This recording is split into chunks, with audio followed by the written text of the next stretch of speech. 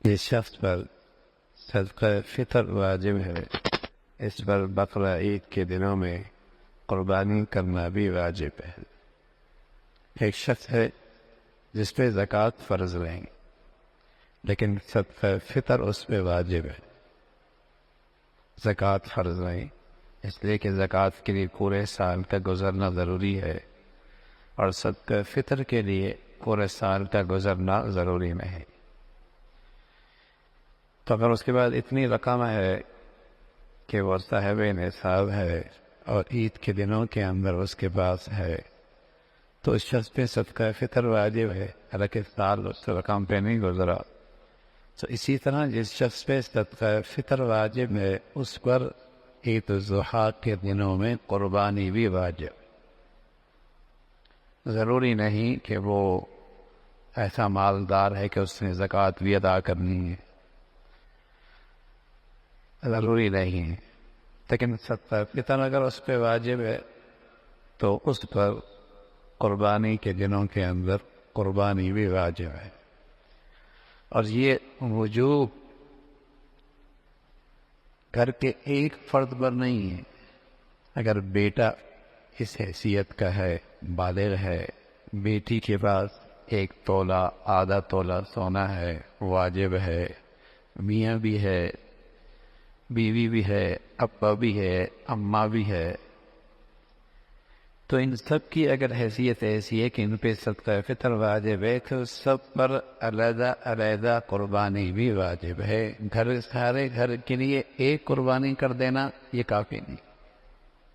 اور سبحان اللہ، بات خوش نصیب ہوتے ہیں جنہیں اللہ نے خوشحالی دی ہوتی ہے اور سمجھتے ہیں کہ یہ نیکی ایسی ہے جو ان 3 دنوں میں نصیب ہوتی ہے، پورے سال میں نصیب نہیں ہوتی، اور نیکی بھی ایسی کہ ہر بال پہ نیکی ہے، تو وہ کیوں نہ ہو کہ اس موقع پہ یہ نیکی کثرت سے کی جائے۔ تو پھر وہ قربانیاں کثرت سے کرتے ہیں، اللہ کے نبی کی طرف سے، صحابہ کی طرف سے، اولیاء اللہ کی طرف سے، اپنے گئے ہوئے ماں باپ کی طرف سے، اپنی نابالغ اولاد کی طرف سے، اور یہ ساری قربانیاں نفلی ہوتی ہیں۔ کمائی کا موسم ہے، ایسی نیکی کا موسم پھر 1 سال کے بعد نصیب ہوتا ہے۔ اللہ نے خوشحالی دے رکھی ہے تو ایسے لوگ کثرت سے قربانی کیا کرتے۔ خود اللہ کے نبی صلی اللہ علیہ وسلم نے عید الاضحیٰ کے موقع پہ ایک مرتبہ 100 اونٹ ذبح کی۔ کوئی کہے کہ معاشی طور پہ اس کا تو بڑا افسانہ ہوتا، اتنی رقم جو ہے وہ خیرات کر دیتے، کسی کی شادیاں کرا دیتے، کسی کا علاج کرا دیتے، کوئی مسجد بنا دیتے، کوئی ہسپتال بنا دیتے، حالانکہ اس وقت اقتصادی اور معاشی حالت کیا تھی، لیکن اتنی کثرت سے قربانی، سبحان اللہ۔ اور یہ کیوں کی جا رہی ہے؟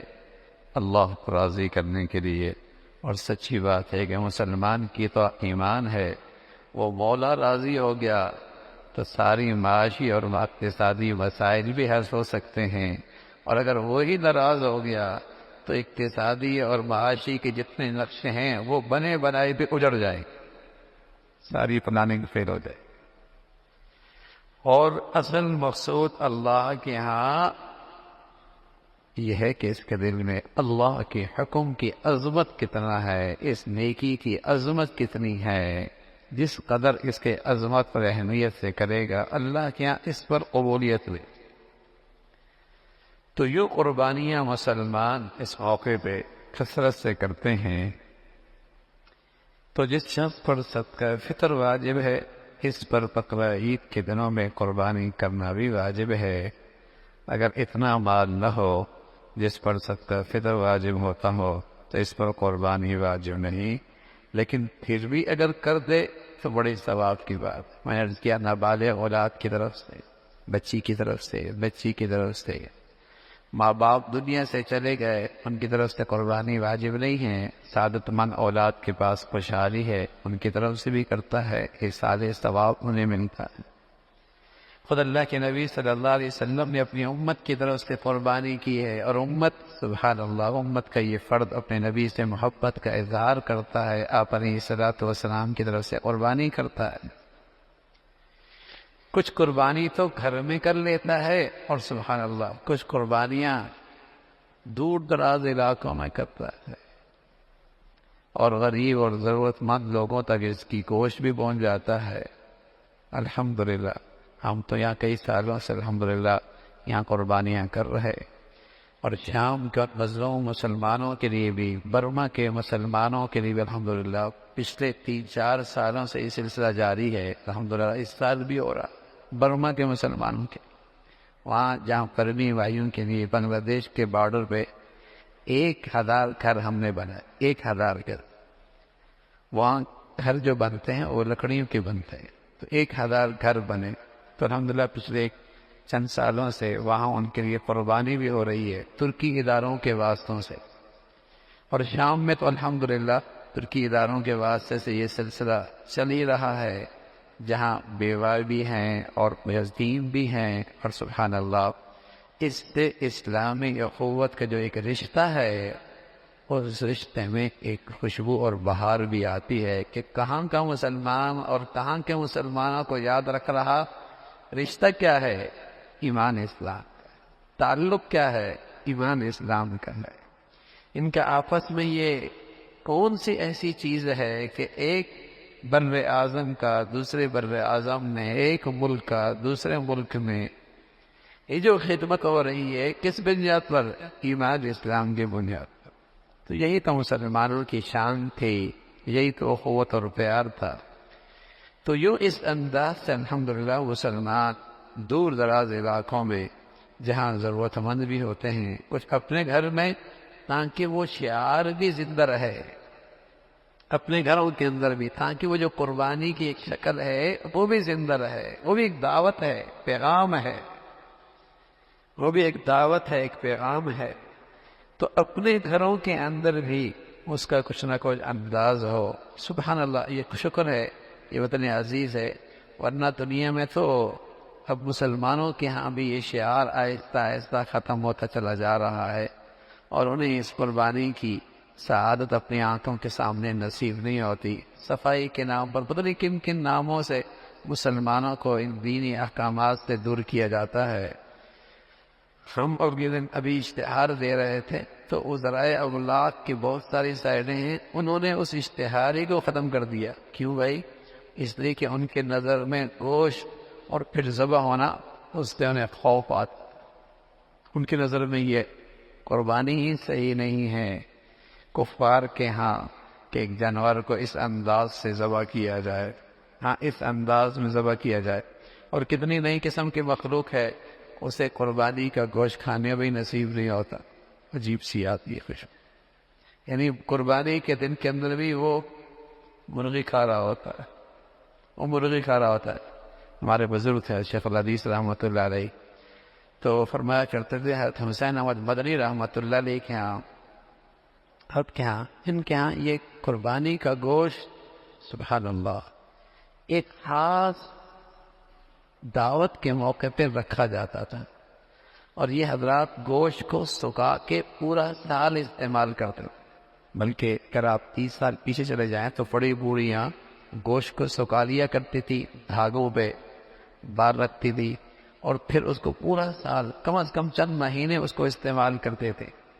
تو آج شیخ الحدیث رحمۃ اللہ علیہ کے یہاں یہ گوشت رکھا جاتا، اور جب کوئی خاص مہمان آتا، ان خاص مہمان میں مدنی رحمۃ اللہ علیہ بھی تھے، جب وہ تشریف لاتے تو وہ قربانی کا گوشت ان کے ناشتے میں پیش کیا جاتا، اور وہ بھی بڑے شوق سے کھاتے، اس لیے کہ یہ اللہ کی طرف سے مہمانی ہے، یہ اللہ کی طرف سے مہمانی ہے کہ یہ اللہ کے راستے میں اس نے قربانی کر دی، ذبح کر دیا، اللہ نے کہا چلو یہ میری طرف سے انعام ہے، گوشت بھی تم کھا سکتے، گوشت بھی تمہیں کھا سکتے ہیں۔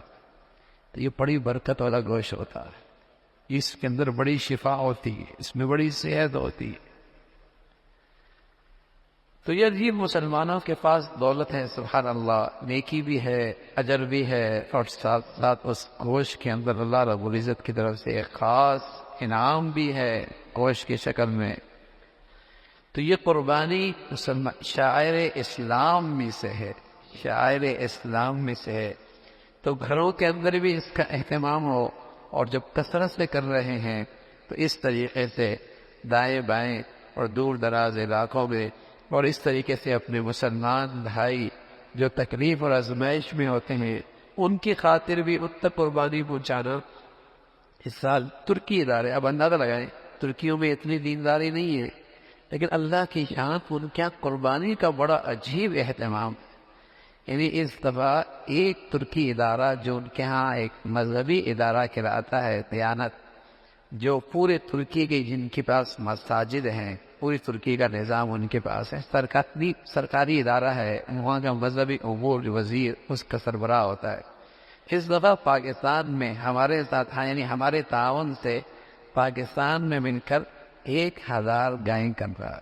1000 گائیں، 1000 گائیں، یہ تقریباً 7000 قربانیاں وہ پاکستان میں کر رہا ہے.